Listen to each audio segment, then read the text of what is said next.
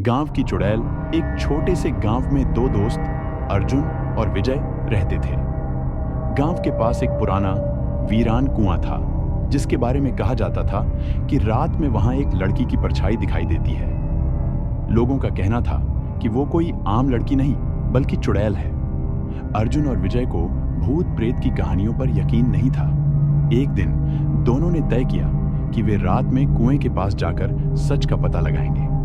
उस रात चांदनी फैली हुई थी और गांव में सन्नाटा था। दोनों दोस्त टॉर्च लेकर कुएं की तरफ बढ़े।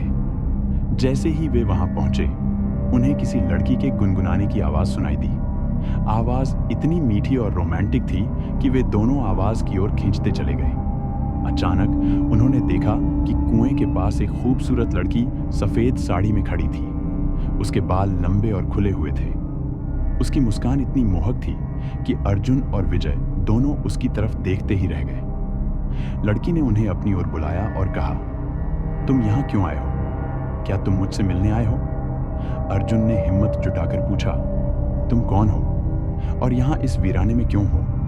लड़की ने मुस्कुराते हुए कहा, मैं तो यहाँ हमेशा रहती हूँ। क्या तुम मेरे साथ थोड़ा समय बिताओगे? अर्जुन उसकी ओर बढ़ा, लेकिन विजय को कुछ अजीब सा लगा। उसने देखा कि लड़की के पैर उल्टे हैं। विजय डर के मारे पीछे हट गया और अर्जुन को खींचकर वहां से भागने की कोशिश करने लगा। लेकिन लड़की की मुस्कान अचानक खतरनाक हंसी में बदल गई। उसकी आंखें लाल हो गईं और वह हवा में ऊपर उठने लगी। वह चिल्लाई, तुम मुझसे बच नहीं सकते। जिसने मुझे देखा वो अब मेरा होगा। अर्जुन और विजय पूरी ताकत से भागे। उनके पीछे उसकी डरावनी हंसी और कदमों की आवाज सुनाई दे रही थी। किसी तरह वे गांव पहुंचे और मंदिर में जाकर छिप गए। पुजारी ने उन्हें बचाने के लिए हवन किया और बताया कि वह चुड़ैल है जो कई साल पहले प्रेम में धोखा खाकर मर गई थी।